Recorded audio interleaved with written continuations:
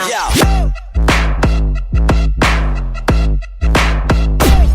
and gentlemen, bring him in. Lights, camera, action. Open the door. Here he comes. Make some noise. Oh my goodness. Oh my goodness. Oh, this is surreal. Oh my goodness. Oh no.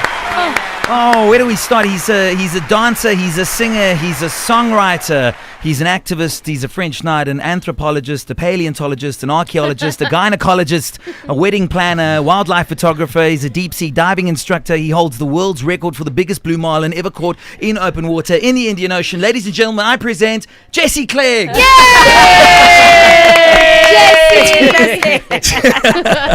I'm just kidding. Ladies and gentlemen. How's it? It is so good. Johnny Clegg is in the studio. How are you? I'm fine. How are you doing? Please, man, You shake should it. see my marlin, dude. I've been so excited for this. We've been waiting for this for weeks. But let's talk about music. You're talking about business. Why do you think that you've done so well? What do you think? I mean, and also, how have you maintained it in this insane business? Look at the year look at the times we're living in. A number of things. The music that I began making was a very experimental music for the time. We were mixing language. We were mixing different cultural melody styles of creating melody, rhythms. And so long before there was a word for world music or world beat, we were doing that. My first hit was in 1976, a song called Was a Friday.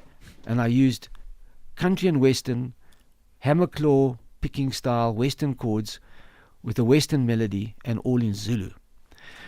So those kinds of experiments stuck. I got my first gold record with that song, and I wasn't even, I was a postgraduate social anthropologist. So, my career was going into academics. I spent 12 years at university, 4 of them teaching. So all I can say is that I think one of the key things for South Africa is that I was very, very interested in writing about the South African experience. I was writing about place names like Babanango because I thought Babanango was a lovely word. The cool word, funky word. Yeah, Babanango. Yeah. So it was. I wrote a song about driving through Babanango in northern Zululand. I wrote about the Anglo-Zulu War. I wrote about the death of people in a bus boycott in Mdantsane. I always focused my attention. That was in Jaluka. On the what South Africans were going through, and so it became a kind of historical record. And people could, in my generation, they could refer to it in a way that these songs come out of that period. But then as well, I was also experimenting with a conversation between traditional Zulu culture and Western musical traditions, which was not really allowed at that time. The cultural segregation, went all the way up to radio. It went to separating venues and people not performing or sharing music. And because they were really not driven by any commercial impulse, they were really trying to find out, how Zulu works and how English works, because language determines melody. It determines the way you hear melody. And so the melodies that we came up with were very unique for the time.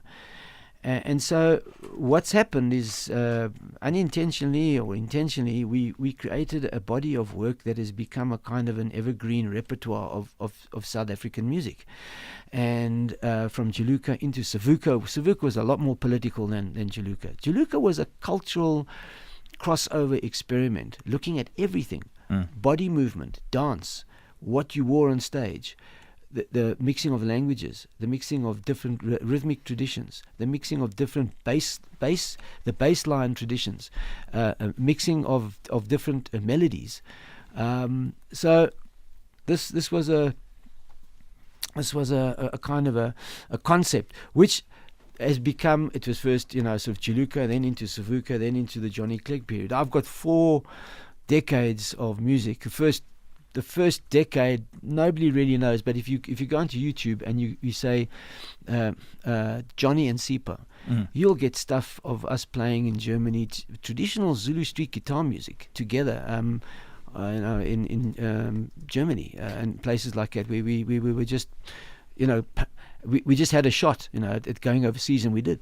It's the final tour. That's what we are promoting today. Not that you need our help to sell tickets, but aren't you going to miss it? I mean, it's like us. We do this show, and like one day, when they get rid of us, we'll probably end up broadcasting on the internet from our bedrooms or something. It's just you get addicted to things. Sure. Aren't you addicted? You must be addicted to performing in front of massive crowds. Aren't you going to miss it? It's a very strange feeling, saying goodbye in a context of all basically playing bits and pieces of your life work. It's an autobiographical show. What do you mean by that? Are you talking about the design, the artwork, the whole studio? The lighting. I've 8 different videos expressing different moments of the journey that we sharing. So the show itself is a journey, and it's the final journey. And it's hard for me also, as I do these shows, to think, this is my last public performances, in my hometown, really.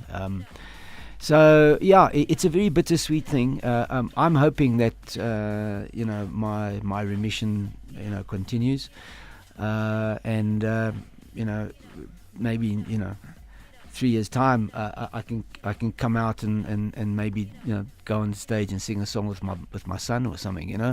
A stage song. I've got to ask you guys. We're going to play another one. This is my favorite song that you ever did. Now I just want to talk about that. The video on YouTube kills me every time. You're doing your performance. Did you know that that Tata Madiba was behind you? Did you? I mean, did you know that he was even at the show? No, because you genuinely look really surprised. But sometimes, you know what I mean. It's for the show. Was that? Just tell me about that. And the song I'm going to play, obviously. Yeah. I was in Germany with Savuka, and we were approached by an intermediary of the local government to say that they were closing a symposium of NGOs that were talking about how to combine their efforts in Africa. And they wanted a show, and they knew we were in the area. Would you come and close the show? They're in a hall, and so we said no, fine. So we arrived there. I didn't know that Mandela had been the keynote speaker. No idea. We had no idea. That's incredible. It was just we were booked to do the show. So we arrived, and we immediately plugged in, got a sound check, and within 45 minutes, the people came in. And it was a hit and run show, really. And it doesn't look like that at all. When you watch that video, it looks like a massive concert. No, but it was actually hit and run. It's like set up and play. Yeah. Plug and play kind of thing. Because it wasn't on our tour schedule. So we finished off with Asimbonanga, and in the first chorus, the crowd just erupted. And I thought, you're like, damn, I'm doing a good job. Yeah, look at me. Yeah, I thought, gee, they know my song. It's a great thing when people, in a foreign country, say, it's so gee, funny. yeah. And I thought, wow, that's amazing. So I kind of I ramped up and started ramped up. And then in a weird part of the verse, I saw people pointing and another roar, and I thought, is my hair strange? Yeah, what's going on here? And I saw him point, turned around, and he was walking on with Mandisa, my singer. And now that song I wrote 11 years before, 1986. And as a songwriter, obviously, it was just amazing, an amazing moment. Can we hear a few minutes of this? Tickets are selling fast. November the 11th, Overflow the Dome. What a treat. Johnny Clegg on Facebook, Johnny Clegg Real on Twitter, and a little birdie said there's possibly a book coming, but hey, we'll have to wait for the next interview to get some insider scoop up. That'll be a book indeed, hey? Yes, thank you very much. A book is on its way, and a new album, and a very, very, very first time collaboration with my son. Amazing. Yeah, we wrote a song together, and so it's going to be a very interesting farewell album as well. Okay. Yeah. Well, it's an absolute honor to have you here. Thank you so much for your support. Thank you, everybody. Hala, hala. 5FM. Watch 5FM TV on YouTube. 5FM.